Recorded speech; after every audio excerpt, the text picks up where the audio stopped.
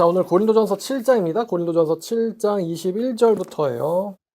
자, 로마 제국 당시에는 노예 제도가 있었죠. 그래서 노예 중에서도 예수님을 믿는 사람들도 있고, 믿게 된 사람들도 있고, 자유인 중에서도 예수님을 믿게 된 사람들이 있습니다. 자, 그런 배경에서 네가 종으로 있을 때 부르심을 받았느냐? 염려하지 마라. 그러나 네가 자유롭게 될 수 있거든 그것을 이용하라. 그러니까 바울은 어떤 신분이든 예수 믿는 데는 상관없다라고 말하는 것입니다. 근데 우리 입장에서 이제 각자가 예수님 믿기 좀 어려운 신분이 있을 수 있다고 생각할 수 있어요. 예를 들어서 오늘날에는 노예제는 없지만 교대 근로라든가 아니면 야간이라든가 그런 주일 성수하기 좀 어려운 직업이 있을 수 있겠죠. 그렇게 대입해보면 괜찮을 것 같습니다. 자, 네가 종일 때 부르심 받았느냐? 염려하지 마라. 그러나 바울은 말합니다. 자유롭게 될 수 있다면 그것을 또 이용해라. 그러니까 노예도 예수 믿는데 예수 믿고 구원받는 데는 상관이 없지만 아무래도 복음을 연구하고 전하는 데는 노예라는 상태는 활동에 제약이 따르겠죠. 그러니까 바울이 자유롭게 될 수 있다면 그것을 이용해라. 그러니까 자유롭게 될 수 있는 형편이 있으면 그것도 그거를 이용해라 라고 바울은 이야기합니다. 마찬가지로 오늘날에 이제 예수님을 전하기 힘든 직업이 있을 수 있잖아요. 근데 그런 직업에서 벗어날 수 있는 더 좋은 길이 있다면은 그것을 또 적극적으로 이용하라고 바울은 이야기하고 있는 것입니다.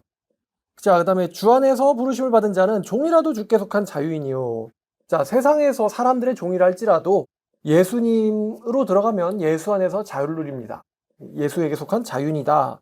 자, 근데 또 자유인으로 있을 때 부르심 받은 자라도 그 사람은 예수님의 종이다. 자, 우리는 예수 안에서 자유인이면서 동시에 예수 그리스도의 종이죠. 예수 그리스도의 종입니다. 자유인이라 할지라도 예수 그리스도의 종이 된다. 자, 너희는 값으로 사신 것이니 사람들의 종이 되지 마라. 사람들에게 휘둘리지 말고 사람들에게 끌려다니지 말라는 것입니다. 너희는 각각 부르심 받은 그대로 하나님과 함께 거하라. 어떤 신분에서 부르심을 받았든 하나님과 같이 동행하는 것이 중요한 것입니다. 자, 사도 바울이 종일 때 예수님 믿게 된 사람과 자유인일 때 예수님 믿게 된 사람에 대해서 종의 신분과 자유인의 신분에 대해서 예수 믿는 것과 관련해서 이야기를 한 것이 21절부터 4절까지입니다. 자, 오늘의 이제 포인트는 바로 25절부터죠. 자, 바로 오늘의 제목인데 결혼 문제입니다. 결혼 문제. 그러니까 우리가 하나님께, 여러분, 우리가 하나님께 죄를 짓는다면 무슨 죄가 있을까요? 우리가 하나님께 짓는 죄. 여러분이 하나님께 짓는 죄가 뭐가 있어요? 뭐 거짓말하는 거? 음행? 음욕? 자, 바울은 저욕 자체가 나쁘다고 하진 않았죠. 그게 있어야 또 인간들이 활동을 하니까. 근데 우리가 하나님께 정말 큰 죄를 지을 수 있는 게 있다면 바로 결혼입니다. 결혼은 하나님께 정말 큰 죄를 짓는 거예요. 결혼 잘못하는 것은. 그럼 결혼 잘못하는 게 하나님께 정말 큰 죄를 짓는 건데, 그럼 어떤 결혼이 하나님께 정말 큰 죄를 짓는 거냐? 자, 오늘 계속 말씀을 볼게요. 자, 처녀에 대해서는 내가 주께 받은 계명이 없으되 주의 자비하심을 받아서 충성스러운 자 된 내가 의견을 말하노니 주님의 명령은 아니에요. 내 생각에서는 이것이 좋으니 곧 임박한 환난으로 말미암아 사람이 그냥 지내는 것이 좋으니라. 그러니까 사도 바울은요, 자기 생애에 엄청난 박해가 올 것을 예상하고 있었어요. 가는 곳곳마다 유대인들의 반대를 받았는데 그 반대가 점점 심해졌거든요. 나중 가면은 사도 바울 죽이려고 따라다니고 작정하고 얘네들이. 그러니까 나중에는 이제 유대인들의 조직에 의한 박해를 넘어서 로마 정부에 의한 박해가 일어날 것도 사도 바울은 예상하고 있었습니다. 자, 그런 가운데서 여기서 말한 임박한 환난은 바로 고문과 박해와 순교를 가리킵니다. 고문과 박해와 순교로 말미암아 사람이 그냥 지내는 것이 좋으니라. 자, 이게 처녀에게 하는 이야기죠. 결혼을 하면은 여자들이 얻게 되는 게 바로 남편과 아이들이겠죠.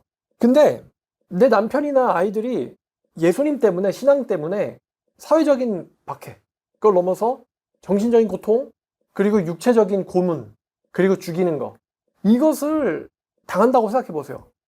엄마가 된 자로서 자기 아들이나 딸이 예수님 믿는다는 이유로 예수님 때문에 고문당하는 것을 지켜봐야 된다고 생각해 보세요. 자신도 고문을 당하고 자신도 구해줄 수 없는 상황이면서 자기 자식들이 고통당하는 것을 생각해 보세요.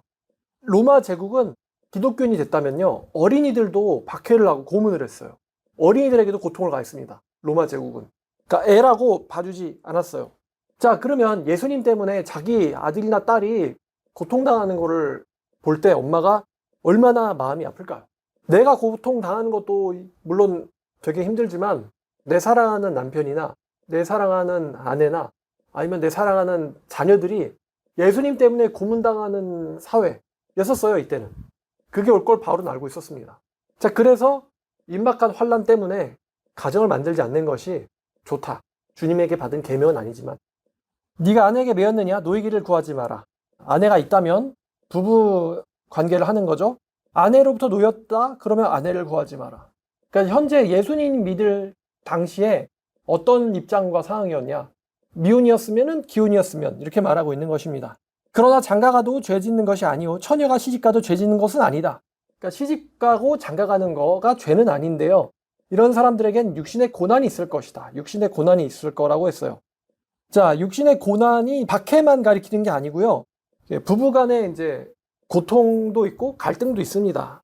정신적 고통도 있어요. 결혼하면은 이제 겪게 되는 갈등과 고통, 그리고 책임 이런 것도 말한 것이죠. 육신의 고난이 있을 것이다. 이게 심각해서 현대 사회에서는 부부끼리 서로 살해하는 그런 일도 있죠. 바울이 이렇게 말합니다. 나는 너를 아끼기 때문에 육신의 고통을 피하는 것이 좋다. 자, 근데 말이죠. 기독교인들이 사도 바울은 이제 고문을 피하기 위해서 혹은 고문의 고통을 경감하기 위해서, 즉 정신적인 고통을 경감하기 위해서 가정을 꾸리지 않는 것이 자기 생각이 좋다라고 생각하는데, 근데 이게 주님께 받은 명령은 아니라고 했어요. 그래서 시집가도 장가가도 죄진 건 아니다. 기독교인들이 자녀를 많이 낳았어요. 그 당시엔요. 그래서 그랬기 때문에 네로 황제 64년부터 기독교가 공인되는 313년까지, 정말 지긋지긋하게 길죠. 64년부터 313년까지 약 250년 동안 여러분들 기독교인들이 로마 정부를 피해서 굴속에서 숨어서 살았던 거 아시죠? 그러니까 250년간이나 되는 박해를 견디고도 기독교인들이 살아남을 수가 있었던 중요한 이유는 바로 결혼과 출산이죠. 결혼과 출산 때문에 250년간의 박해도 견디고 기독교가 살아남을 수 있었다는 사실도 잊어서는 안 됩니다. 만약에 바울 말처럼 신실한 사람들이 죄다 결혼을 하지 않으면은 기독교는 1세대 안에 끝나죠. 근데 바울 말도 틀린 건 아닌 게, 가족들이 고문당하는 걸 보다가 배교하는 것보다는 차라리 혼자서 고문을 견디고는 순교를 당하는 것이 낫지 않겠습니까? 왜냐하면 지옥을 가지 않을 테니 말입니다. 자, 그래서 자녀들이 고문당하는 걸 보는 부모의 이 심정은 우리 중 어느 누구도 돼본 적이 없기 때문에 사도 바울이 그런 의미에서 처녀들에게 가정을 꾸리지 않는 것이 좋다라고 이제 임박한 환난 때문에 이야기한 것인데, 오늘날 사회에는 이것이 해당되지 않죠. 특히 대한민국 상황에선 해당되지 않습니다. 결혼하지 않는 것은 하나님의 말씀과는 위배되기 때문에. 자, 형제들아, 내가 이 말을 하노니 그때가 단축하여진 거로 이후부터 안에 있는 자는 없는 자처럼 하며 우는 자는 울지 않는 자처럼 하며 기쁜 자들은 기쁘지 않는 자같이 하며 매매한 자들은 없는 자같이 하며 세상 물건 쓰는 자들은 다 쓰지 못하는 자같이 하라. 이 세상 외형이 지나감이라. 지금 있는 것도 없는 것처럼 하라라고 하는데, 지금 때가 단축하여졌다라고 얘기하잖아요. 사도 바울은 정해진 환란이 빨리 온다는 것을 알고 있었어요. 정해진 환란이 빨리 온다라는 걸 알고 있었어요. 바울 본인도 사실은 순교로 죽었죠. 정해진 환란이 빨리 오는 것을 알고 있기 때문에 뭔가를 누리고 있어도 그 누리는 것을 없는 사람처럼 해라. 왜냐면은 어차피 박해 당하고 고문 당하면은 중요한 거는 자기 목숨밖에 없거든요. 그러니까 여기저기 이제 집착하는 것들, 뭐 아내에게 집착을 하든 가족에게 집착을 하든 물건에게 집착하든 없는 자처럼 살아라. 왜냐면 임박한 환란이 곧 온다. 그때가 단축하여졌다라고 바울은 말을 합니다. 자, 나는 너희가 염려가 없게 되기를 원하노라. 장가가지 않는 자는 주님의 일을 염려해 어찌하여 주를 기쁘시게 할까 하되, 장가간 자는 세상 일을 염려해 어찌하여 아내를 기쁘게 할까 하며, 마음이 갈라지며 시집가지 않은 자와 처녀는 주의 일을 염려하여 몸과 영을 다 거룩하게 하지만, 시집간 자는 세상 일을 염려하여 어찌하여 남편을 기쁘게 할까 하느니라. 32, 3, 4절을 보면은 결국 시집장가 간 사람들은 자기 배우자를 기쁘게 하려고 산다 라고 얘기합니다. 이제 사도 바울이 염려하는 게 결혼을 해서 신앙으로부터 마음이 멀어지는 경우거든요. 결혼 때문에 신앙으로부터 마음이 멀어지는 경우. 서로 간에 기쁨이 되려고 노력하는 것이 부부관계이기 때문에, 부부 사이이기 때문에, 요즘엔 또 자기를 기쁘게 하려고 결혼을 대부분 하기 때문에 부부끼리 갈등이 있는데요. 자, 그러면 여러분, 어떻게 해야지 결혼을 하고서도 하나님을 위해서 기쁘게 하는 삶을 살 수 있을까요? 자, 사도 바울은 이렇게 염려했어요. 결혼을 하면은 세상 일을 염려해서 남편이나 아내를 기쁘게 하려고 산다. 근데 결혼하지 않은 사람은 몸과 마음을 다 거룩해서 주님을 어떻게 하면 기쁘시게 할까라고 생각하지만 사도 바울이 이런 상황을 염려를 했죠. 자, 그럼 어떻게 해야지 결혼을 하고도 주님을 기쁘시게 할 수 있을까요? 사실 되게 중요한 원리 원칙인데 저번 주에도 이야기했죠. 아담에게 아내를 주신 분이 누굽니까? 아담이 자기가 노력해서 얻어낸 거예요, 하와를? 아니죠. 하와는 없었으니까요. 하와를 창조해서 아담에게 주신 분이 누구예요? 하나님이죠. 그러면 이제 하와 입장에서 남편인 아담을 주신 분이 누구예요? 자기가 창조됐을 때 아담을 창조해 놓은 분이 누구냐고요? 하나님이죠. 자, 그럼 아담 하와의 관계만 갖고 보면은 부부 관계를 허락하신 분이 누구예요? 하나님이란 말입니다. 자, 그러니까 하나님이 먼저예요? 배우자가 먼저예요? 애시당초 배우자를 누가 줬죠? 하나님이 줬다. 왜 줬다고 말씀드렸죠? 배우자를 자기가 기쁨 받으려고 배우자를 하나님이 주셨나요? 아담이 기쁨 받으려고 하와를 주셨나? 하나님 뭐라고 말씀하시냐면은 아담이 혼자 지내는 것이 좋지 않으니 그를 위해서 돕는 자를 만들겠다. 자, 아담이 하나님께 사명을 받았다 그랬죠. 그래서 남자인 경우는 하나님이 주신 사명이 무엇이냐, 나에게. 이게 뭐냐면 직업이 뭐냐, 이거예요. 내가 무엇을 위해서 살아야 하며 그 무엇이 과연 주님께 영광을 돌리는 일일까? 여기 이거 먼저 고민해야 돼요. 여자한테 관심 갖지 말고.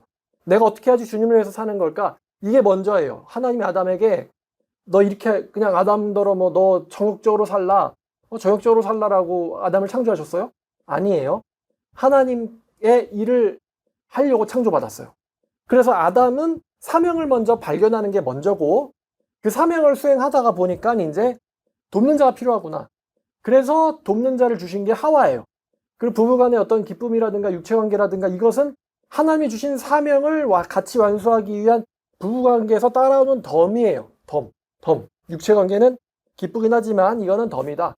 본질은 무엇이냐면 하나님을 위해서 같이 협력하는 게 본질이에요. 근데 요즘에 결혼은 하나님을 위해서, 그러면 쉽게 말해서 하나님을 위해서 결혼을 해야 되는데 요즘은 결혼은 하나님을 위해서 하지 않고 자기를 위해서 하죠. 이거는 안 믿는 사람은 말할 것도 없고 믿는다는 사람들도 대부분 결혼을 자기를 위해서 합니다. 왜냐하면은 결혼하기 전에 하나님을 위해서 살지 않은 사람이니까. 결혼하고 나서도 하나님을 위해서 살지 않는 거죠. 결혼하기 전에도 하나님을 위해서 사는 사람이 하나님을 위해서 더 살기 위해서 배우자를 만나서 결혼을 한다면 사도 바울이 염려한 거, 결혼한 사람들은 세상 일을 염려해서 배우자를 걱정한다. 하나님이 아니라, 주님이 아니라. 이 문제를 피할 수가 있겠죠. 처음부터 주님을 위해서 노력하고 주님을 위해서 살던 두 사람이 결합을 해야 주님을 위해서 연합하는 가정이 되는 것입니다. 결혼이 먼저가 아니고 사명이 먼저고 주님이 먼저예요. 결혼은 그 다음이고요. 육체적인 즐거움은 덤이라고. 이건 있을 수도 있고 없을 수도 있다. 그러면 이 사람은 결혼하지 않았어도 이 사람은 처음부터 누구를 위해서 살고 있을까요? 하나님을 위해서 살고 있겠죠. 만약에 어떤 사람이 하나님을 위해서 살지 않으면서 내가 하나님을 위해서 살겠습니다. 아내를 주세요. 내가 하나님을 위해서 살겠습니다. 남편을 주세요. 라고 하면 거짓말입니다. 왜냐하면 진짜 하나님을 위해서 사는 사람들은 아내나 남편이 없어도 하나님을 위해서 살고 있기 때문이죠. 그러니까 처녀 총각대에도 어떻게 살고 있느냐, 그 사람이 정말 결혼보다도 더 중요하게 하나님을 위해서 살고 있느냐, 이게 중요하죠. 그 다음이 결혼을 하는 거죠. 결혼을 해도 변하나 안 변하나. 가짜들은 결혼하면 변합니다. 그러나 진짜는요, 결혼을 해도 변하지 않습니다. 진짜가 결혼 잘못하잖아요? 그러면 고통당합니다. 왜냐하면 하나님에 대한 마음을 바꿀 수가 없는데 배우자가 협조하지 않거나 그걸 박해하기 때문에 하나님의 사람이 결혼을 잘못하면 인생의 고통을 받게 됩니다. 사도 바울이 말한 것처럼. 근데 하나님의 사람을 만나면은 아담 부부에게 그러셨던 것처럼 더 큰 축복을 받게 됩니다. 혼자 있는 건 좋지 않다. 둘이 있는 게 좋다. 더 큰 축복을 받게 됩니다. 하나님이 둘이 있는 걸 보고 토브, 아주 좋다라고 말씀하시잖아요. 같이 협력하는 걸 보는 게 너무 좋다. 자, 그래서 사도 바울이 염려하는 것처럼 사람을 기쁘게 하려고 노력하는 부부가 아니라 상대방의 기쁨이 되어주는 것이 곧 하나님의 기쁨이 되어주는 그런 사람을 만나면 됩니다. 하나님을 기쁘게 하는 삶을 사는 것을 굉장히 기뻐하는 배우자를 만나면은 그러면 내가 하나님을 위해서 기쁨이 되어주면은 서로에게 기쁨이 되는 관계가 될 수가 있겠죠. 그리고 그런 관계에서 아이들이 태어나면은 굉장히 이제 성경적이고 복받은 가정의 분위기에서 자랄 수가 있겠죠. 이게 원래부터 하나님께서 아담과 하와에게 원하셨던 부부 관계입니다. 자, 내가 이것을 말하면 너희의 유익을 위함이요 너희에게 올무를 놓으려 함이 아니니 오직 너희로 하여금 이치합당하게 흐트러짐 없게 주를 섬기게 하려 함이라. 그러니까 결혼을 하든 안 하든 제일 중요한 건 흐트러짐 없이 주를 섬기는 거죠. 그러므로 누가 만일 자기의 약혼녀, 이제 딸이에요. 그 자기의 딸에 대해 합당치 못한 줄을 생각할 때에, 그러니까 얘가 결혼을 해야 될 것 같아. 결혼을 시켜주는 게 좋겠어. 아니면 미안해. 라고 생각하면은 원하는 대로 해라. 그것은 죄 짓는 것이 아니니 그들로 결혼하게 하라. 그러나 그가 자기의 마음을 정하고 또 부득이한 일도 없이 자기 뜻대로 할 권리가 있어서 그대로 미혼으로 지내기로 하여도 잘하는 것이니라. 자, 근데 이 조건은 임박한 환란을 앞두고 있는 상황에서만 해당한다는 것입니다. 임박한 환란이 앞두어지고 있는 상황에서만. 근데 그러면 제가 뭐 심판 설교한다고 임박한 환란이 올 거니까 이렇게 얘기를 해버리면은 정말 신앙 좋은 사람들은 1세대에서 끝나버리겠죠? 그럼 안 됩니다. 자, 그러므로 결혼하는 자도 잘할 거니와 결혼하지 아니하는 자는 더 잘하는 것이니라.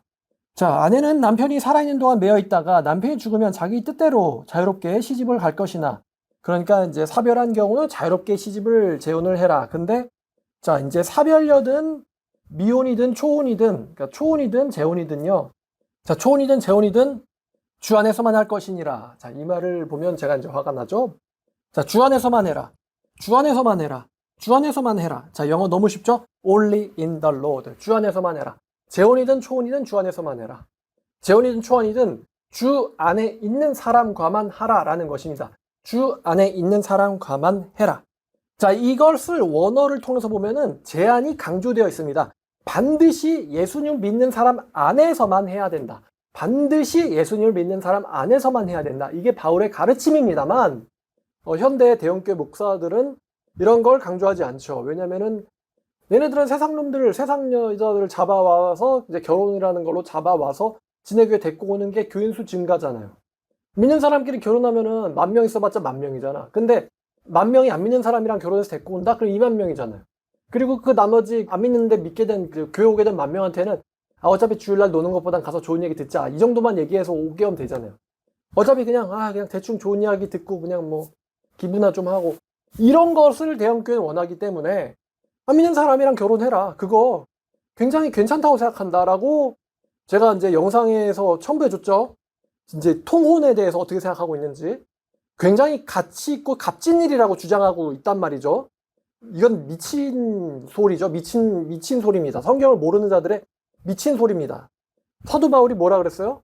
반드시 누구 안에서만 해라? 반드시 누구 안에서만 하라 그랬어요? 반드시 주 안에서만 해라. 반드시 주 안에서만 해라. 그러면 이제 그 사람들이, 성경 모르는 사람들이 안 믿는 사람이 믿게 될 수도 있잖아요. 이런 말을 사도 바울이 했잖아요. 이런 논리 가져오거든요. 자, 그거는 사도 바울은 선교 1세대이기 때문에 처음부터 예수님 몰랐을 때 안 믿는 부부였던 걸 어떡하라고. 그런데 그 중에서 한 명이 믿게 되면은 어쩔 수 없이 기독교가 가정을 깨뜨릴 수는 없으니까 네가 믿게 됐다고 해서 이혼하지 말라는 거예요, 바울이. 그러면 기독교는 가정 파괴잖아, 사이비처럼. 근데 그 사람이 네가 믿게 된 걸 인정 안 하고 너를 박해하고 너한테 이혼을 요구하면 이혼하라고. 그 사람이 박해하고 이혼을 요구하니까. 근데 그 사람이 너랑 살기를 좋아하거든. 그러면 이혼하지 말라고. 너 때문에 그 사람도 예수 믿게 될 가능성이 있다. 이게 바울이 한 얘기예요. 근데 사도 바울은 그럼 처음부터 믿음 있는 사람이 미혼인데 세상 여자, 세상 남자 데리고 오라고 말했느냐? 절대 그렇게 말한 적이 없다는 것입니다. 여러분, 결혼 잘못하면은 인생 전체가 바울이 말한 것처럼 고난이 옵니다. 고난이 와요. 고난이 옵니다. 사람이 세 부류가 있거든요. 세 부류가 있어요. 크게는 두 부류예요. 천국 가는 사람과 지옥 가는 사람. 천국 가는 사람과 지옥 가는 사람. 근데 지옥 가는 사람을 나누면은 두 부류 또 나뉩니다. 교회를 다니는 사람과 교회 안 다니는 사람. 기독교 신앙을 가진 사람과 기독교 신앙을 가지지 않는 사람. 그러니까 즉 가라지, 가짜. 마귀 자식들 중에 두 부류 나뉜다는 거예요. 가라지, 가짜들이 있고 세상 녀석들이 있고. 근데 이제 진짜라면 결혼을 해야 돼요. 이 사람들은. 안 그러면은 육신의 고난을 받게 됩니다. 예수님도 그랬잖아요. 내가 온 것은 화평을 주러 온 게 아니고 분쟁하게 하려고 왔다 그랬어요. 진짜끼리 분쟁하느냐? 아니에요. 가정 내에서, 구성원 내에서 진짜가 있기 때문에 분쟁이 일어나는 거예요. 예수님 때문에 분쟁이, 불이 붙은 거예요. 불 던지러 왔다. 그러니까 불 붙이기 싫으면은 진짜끼리 결혼하면 불이 안 붙잖아요. 안 싸우잖아요. 진짜끼리 결혼하면. 자, 이 통혼이 얼마나, 이제 통혼이 뭐냐면은 진짜가 가짜랑 결혼하는 거, 진짜가 안 믿는 사람이랑 결혼하는 걸 통혼이라고 합니다. 두 가지 종류의 통혼 있죠. 진짜가 가짜랑 결혼하든가, 가짜 기독교인, 가짜 개신교인, 무늬만 크리스찬 그냥 결혼하든가, 아니면 진짜가 아예 안 믿는 사람이랑 결혼하는 거를 통혼이라고 합니다. 그러니까 믿는 사람끼리만 결혼하는 걸 제외하면 통혼이에요, 다. 안 믿는 사람들끼리 결혼하는 건 뭐 따질 것도 없고. 사도 바울이 말입니다. 사도 바울이 오직 주 안에서만 해라. 그러면 오직 주 안에서만 해라. 이것은 사도 바울이 강조했다 그랬잖아요. 그럼 사도 바울이, 뭐 우리가 성경을 잘 보면 바울이 자기가 사도라 가지고 하나님이 말씀하지 않은 것을 자기가 임의대로 말하는 경우는 없어요. 방금 전처럼 이건 주님께 받은 명령은 아닌데 근데 환란이 임박하잖아. 그러니까 고문당하면은 가정 있는 게 더 견디기 힘들 거거든. 왜냐면 배교하는 게 제일 최악이니까.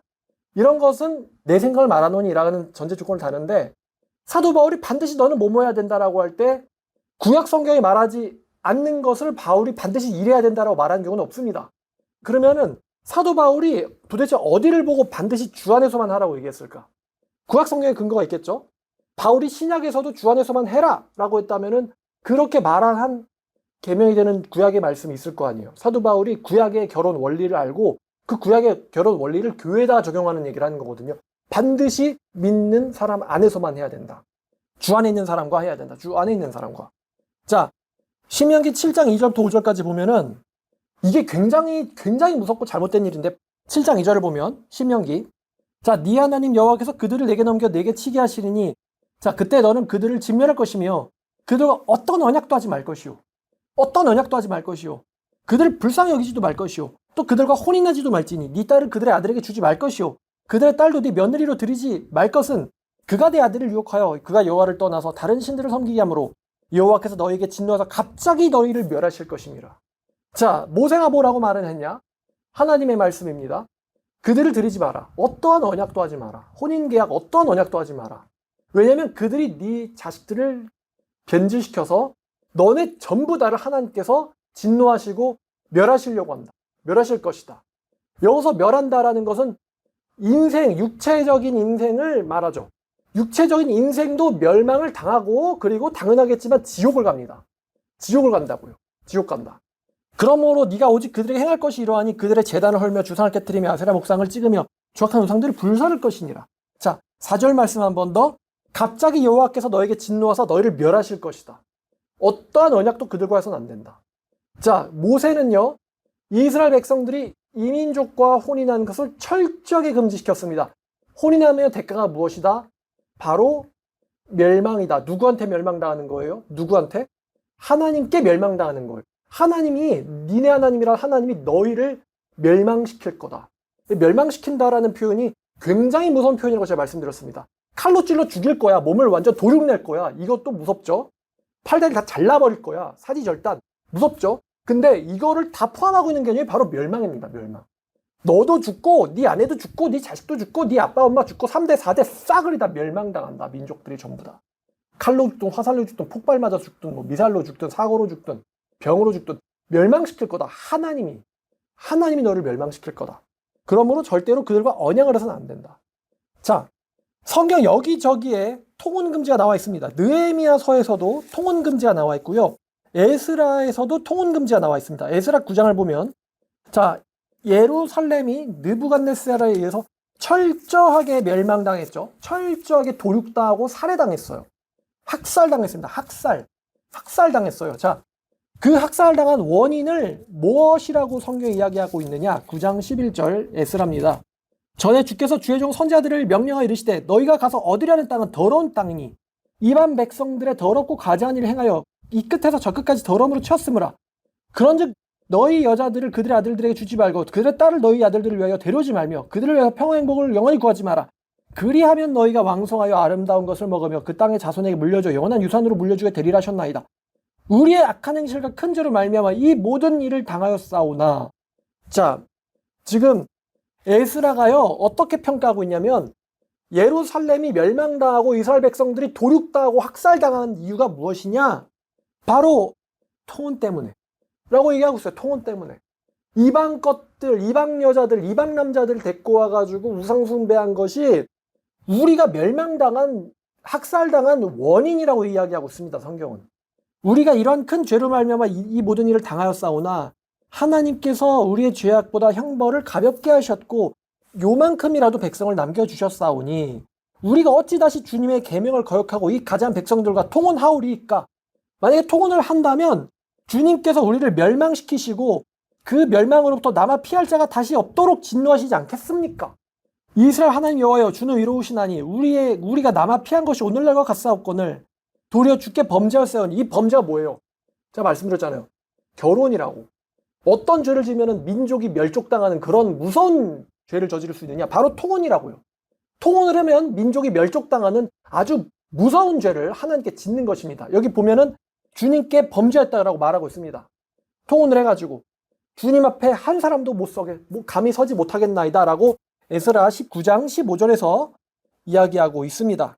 자, 성경은요, 느헤미야도 그렇고 에스라도 그렇고 통혼이 이스라엘의 멸망을 가져온 원인이라고 말하고 있습니다. 통혼이 이스라엘의 멸망, 학살과 도륙과 살해를 다 가져온 원인이라고 말하고 있습니다. 통혼이. 신명기, 에스라, 느헤미야. 제 궁금한데 느헤미야가 통혼한 녀석들 수염 잡아 뽑곤 때렸거든요. 왜 느헤미야가 그렇게 때렸겠어요? 그것을 하면은 멸망을 당하니까, 너만 멸망당하는 게 아니라 민족이 멸망을 당하니까 로마 제국 시대에는 그렇게 박해하는 어려운 상황 가운데서도 250년간 신앙의 순수성을 지켰단 말이에요. 교회가 250년간을 신앙의 순수성을 지켰단 말이에요. 왜냐? 주 안에서만 결혼했으니까. 주 안에서 결혼하지 않고서야 그런 생활을 어떻게 할 수가 있겠어요. 동굴 생활을. 예수 믿으려면 동굴 생활 해야 되는데. 근데 오늘날 한국 보세요. 250년을 신앙의 순수성을 지키긴커녕 1960, 70년대부터 지금까지 고작 50년밖에 안 됐는데 교인 수 급감하는 거는 한국 사회 타락하는 거 보세요. 우리 한국 교회가 한국 사회의 세상의 빛과 소금입니까? 전혀 아니에요. 전혀 아니야. 근데 그 근본적인 이유가 뭐냐? 통혼이에요. 통혼. 나가서 죄를 한 번 짓는 이런 거랑은 비교가 되지 않습니다. 내가 목사님 제가 뭘 훔쳤어요. 제가 음행을 했습니다.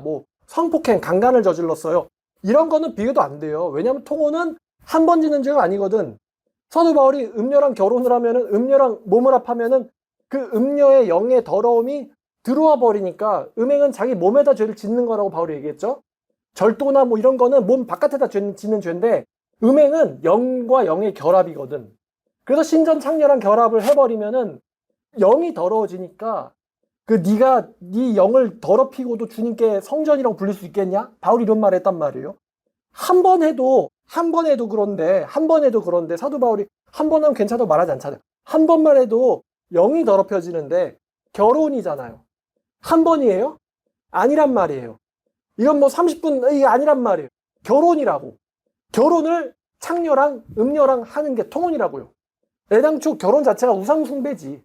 그러니까 제가 나랑 상관없다고 얘기한 게 어차피 끼리끼리 당하는 거야. 끼리끼리. 근데 목사는요 민족을 대표해서 경고는 해줘야 돼요. 이런 걸 교인들에게 경고는 해줘야 돼요. 왜냐하면 그들이 이거 죄인가? 할 때 뭔가 퍽 하고 잡는 게 있어야 되잖아. 민족의 멸망이 걸린 문제인데, 이렇게 중요한 문제인데 자식이 사지로 달려 들어가는 것을 경고하지 않는 아빠라면 몸을 던져서 맞겠지. 지가 사지로 던져지는 한이 있어도. 근데 가족은 아니라면 경고는 해줘야 되잖아요. 목사들이 경고는 해야 된단 말이야. 여러분, 정말 큰 죄는 통혼하는 것입니다. 반드시 기억해 주세요. 통혼하는 것입니다. 멸망을 면치 못합니다. 하나님께서 반드시 멸하신다고 신명기에서 말씀하셨고 멸망시키셨고 그리고 멸망당했다라고 성경 저자들이 고백하고 있습니다. 그러므로 절대로 통혼을 해서는 안 됩니다. 우리는 그러면 멸망을 당하게 됩니다. 한국 교회는 더 이상 한국 사회 세상에 소금과 빛의 역할을 하지 못하게 되고 하나님께서 한국을 남겨두실 이유가 없게 됩니다. 한국 땅이 더럽혀지게 됩니다. 한국 땅이 너희를 토하게 됩니다. 절대로 교회가 하나님께서 한국을 멸망시킬 건덕지를 제공해서는 안 됩니다. 결혼은 기적이기 때문에 주님께 구하세요. 아담에게 하와를 주신 것처럼, 하와에게 아담을 주신 것처럼 아니면 아브라함이 사라를 만나고 아니면 이삭이 리브가를 만난 것처럼 결혼은 기적인데 하나님이 주실 거니까 구하세요. 절대로 통혼은 안 됩니다. 조건에 밀려서 억지로 했다가는 당신뿐만 아니라 온 교회와 온 나라가 멸망당할 수가 있습니다. 이렇게 목사는 경고해야 돼요. 목사는 경고해야 돼. 이걸 안 하면은 걔는 쓰레기예요. 거짓 선지자, 쓰레기, 사탄 마귀예요. 목사는 경고를 해야 돼, 이거를. 근데 느헤미야 때 보면은 성직자들이 통혼을 앞장섰죠? 성직자들이 통혼에 앞장서가지고 느헤미야, 에스라가 하도 어이가 없어가지고 비 홀딱 맞으면서 어처구니 없어 넋이 나가 있었죠? 에스라가. 성직자들이 앞장섰어. 제사장이 앞장섰어. 그러니까 너무 어이가 없어가지고 에스라가 비를 홀딱 맞고는 어리 나가 있었죠? 여기서 에스라가 이혼시키잖아요. 이혼시킨다고. 통혼해서 이혼시킨다고요. 이혼해라 너네들. 자식을 낳아서 다 내쫓아라. 다시 처음부터 해야 된다. 굉장히 엄청난 개혁을 하는데 오늘날 이렇게 설교하면은 뭐 근데 그러니까 내쫓지 말고요. 멸망당하자고. 이미 당하고 있지만 멸망당하자고. 한국이 멸망당할 조건들을 갖춰가고 있잖아요. 젊은 사람들 없어지고 사회는 박살이 나고 사람 간의 신뢰는 무너졌고 교회도 마찬가지고 믿는 사람들 수도 없고요. 급감하고 있고 세상에 영향도 미치지 못하고 있고 한국 사람들은 자살하고 있고 그 삶의 불행은 최악이고 자살률도 최악이고 지금 외적의 침입을 당하든 뭐를 당하든 하여튼 멸망당할 딱 조건을 딱딱딱 되게 이쁘게 갖춰가고 있잖아요. 멸망당하자고. 그리고 거기에 대한 책임은 목사들이 지는 거니까. 성경이 이스라엘 백성들은 거룩한 모임이기 때문에 이방 여자는 바깥에 있으니까 그 바깥에 있는 여자랑 결혼하지 말라고 했는데 한국은 그 자체가 이방 민족이죠. 그래서 믿는 자, 주 안에 있는 자 넘어서 결혼하는 것 자체가 다 통혼이에요. 그리고 하나님이 반드시 멸한다라는 저주에 들어가게 됩니다. 믿음 없는 가짜 크리스찬은 우상숭배자이기 때문에 걔랑 결혼하는 것도 우상숭배하는 통혼이고요. 멸망을 면치 못할 죄입니다. 큰 범죄입니다. 큰 범죄. 에스라의 말을 빌려면 주님께 큰 범죄를 저지르는 거예요. 요한계시록의 비유 표현을 가져오면은 마음 안에 순결한 처녀가 아니라 음녀를 데리고 오는 거지. 음녀. 바벨론 음녀. 남편으로 예수 그리스도가 아니라 요한계시록 13장에 나오는 7뿔, 10뿔 7머리 가진 짐승을 데리고 오는 거죠. 자, 이미 지금 너무나도 심각하게 멸망이 임박했기 때문에 진정한 크리스찬끼리 결혼하는 게 하늘의 별 따기만큼 어려운 게 사실입니다. 근데 이 말을 들으면서 어쩌라고요? 라는 얘기를 하실 것 같아요. 어떻게 해야 됩니까? 어쩌라고요? 그러니까 차라리 독신으로 지내든가 아니면 멸망을 당하든가 둘 중 하나 택을 해야 될 것 같아요. 멸망을 당하든가 독신을 하든가. 하늘의 별 따기만큼 어려운데 그 어쩌라고요? 라는 사람들은 자기의 삶부터 돌아보세요. 자기가 미혼일 때, 총각일 때, 처녀일 때 주님을 위한 인생을 살고 있다라고 당당하게 얘기할 수 있는가? 주님을 사는 사람이다. 내가 수녀도 아니고 신부도 아니고 목사도 아니지만 주님을 위해서 살고 있는 여자고 주님을 위해서 살고 있는 남자다 라고 얘기할 수 있나? 주변 사람들이 그렇게 봐주고 있나 생각해 보세요. 당신이랑 결혼하면 통혼이야. 왜냐면 당신이 가짜거든. 당신이랑 결혼하면 통혼이야. 참 믿는 사람이 있어서 당신과 결혼하면 그 사람이 같이 멸망당해. 왜냐면 당신 때문에. 왜냐면 당신이 우상숭배자거든. 왜냐면 당신은 주님을 위해서 살고 있지 않잖아. 주님을 위해서 부르심받은 사람이 아니잖아. 할래나 무할래나 중요한 것이 아니로되 주님의 계명을 오직 지킬 것이니라. 주님의 계명 지키는 삶을 사는 사람이 아니잖아, 당신은. 그러니까 당신이랑 결혼하면 통혼이야. 근데 무슨 당신이 그걸 못 줘라는 건가요? 근데 나는 정말로 주님을 위해서만 살 것이고 주님을 위한 사람 아니면 결혼하지 않을 거고 전 미혼도 상관없습니다. 저는 제 목숨과 인생보다도 주님을 우선합니다. 전 우상숭배자 되기 싫고 멸망당하기 싫어요. 그 정도의 각오가 있고 그렇게 실제로 사는 사람이라면요. 전 이렇게 생각하는데 이삭 때 참된 믿는 사람이 많았겠어요? 적었겠어요? 없었지? 근데 이삭이 결혼했어요? 못했어요? 했잖아. 리브가를 만나잖아요. 기적적으로 만나지 않습니까? 아브라함이 중매 서가지고 이삭한테 리브가 만나게 하는 장면 보면은 거기서도 하나님의 기적이 일어나거든. 아브라함이 그렇게 말하거든요. 늙은 종한테 거기서 만약에 하나님의 사람이 없으면은 너는 이삭을 다른 사람이랑 결혼시키지 마라. 아브라함은 이삭이요 좋은 조건을 가진 사람이 없으면은 내 아들이 독신 솔로로 죽어도 괜찮다라고 아브라함은 생각을 했어요. 좋은 조건 가진 사람이 없으면 어떡합니까? 라고 종이 물었을 때 그러면은 다른 사람한테 데려가지 마라 이삭을. 독신으로 그냥 만들어라. 근데 아브라함은 동시에 또 뭐가 있었냐면은 하나님이 아브라함을 통해서 많은 씨를 줄 거다라고 예언을 하셨잖아요. 그러니까 하나님께서 기적을 일으키실 거라는 믿음도 있었어요, 아브라함은. 사실 아브라함한테 그 정도 믿음은 쉬운 거 아니겠어? 자식이 독신되는 거를 감당하는 믿음은 아브라함한테는 쉽지. 왜냐면 자기가 자기 칼로 자기 자식을 죽이려고 했던 사람이잖아, 아브라함이. 엄청난 믿음의 소유자잖아요. 자식을 죽일 수도 있는 사람이야. 하나님 때문에. 그러니까 자식이 독신이 되는 거는 뭐 시험도 아니지, 아브라함한테는. 근데 아브라함은 어쨌든 하나님을 철저하게 믿었고요. 그래서 종이 가서 만났는데 기도하고 갔죠, 종이. 근데 누구 만났어요, 바로? 바로 만난 게 리브가였어요. 리브가. 그러니까 그때나 창세기 때나 지금이나 결혼은 뭐다? 기적이다. 하나님의 기적과 이적이에요. 눈 먼저가 눈 뜨고 이게 아니고 믿는 사람이 믿는 사람 만나는 게 기적, 미라클, 사인, 이적이에요. 그만큼 어렵고 희귀하거든. 근데 애당초 신앙이라는 게 하나님이 일으키실 기적을 믿고 가는 거 아니에요? 만약에 내 마음대로 좀 하다가 안 될 것 같네 하면서 그냥 내 마음대로 유괴 조건대로 그냥 가버리면은 그건 신앙이 아니지. 애당초 계산적인 거죠. 예수를 그냥 죽은 신으로 생각하는 거지. 하나님을 죽은 신으로 생각하는 거지. 하나님을 바보 멍청이로 생각하는 거지. 너보다 띨띨한. 그러니까 나보다 띨띨하니까 내가 알아서 지혜롭게 해야지. 그게 세상 방식이고. 근데 아브라함은 하나님을 띨띨하다고 생각 안 했죠. 하나님은 다 하시고 역사하실 거다 라고 생각했죠, 아브라함은. 자, 그래서 한국교회가 50년 만에 멋지게 지금 분해가 됐죠. 멋지게 분해가 됐고 분해가 되는 중이죠. 나머지 잔류하는 것도 다 분해되는 중이야. 근본적인 이유는 결혼부터다. 결혼부터. 그리고 주님 안에서 결혼하려면은 그 사람은 결혼 이전에도 이미 주님을 위해서 사는 사명자여야 한다. 사명을 만들어주신 게 누구니까? 주님이니까. 사명하다가 외롭고 힘들고 벅찰 때 돕는 자를 만들어주신 게 누구야? 아내를 만들어주신 게 누구야? 주님이니까. 결혼도 일도 누구 때문에 하는 거예요? 주님을 위해서 하는 거니까 먹든지 마시든지 무엇을 하든지 주님을 위해서 하라고 바울이 얘기하는 거랑 연결되어 있죠. 제가 설교 잘못했다고 생각하시면 본인이 믿는 대로 가시고 잘했다고 생각하시면은 그러면 먼저 주님을 위해서 사는 것부터 하세요. 그게 첫 번째 걸음입니다. 그 첫 걸음이에요. 주님을 살고 직업도 여자도 남자도 간구하세요.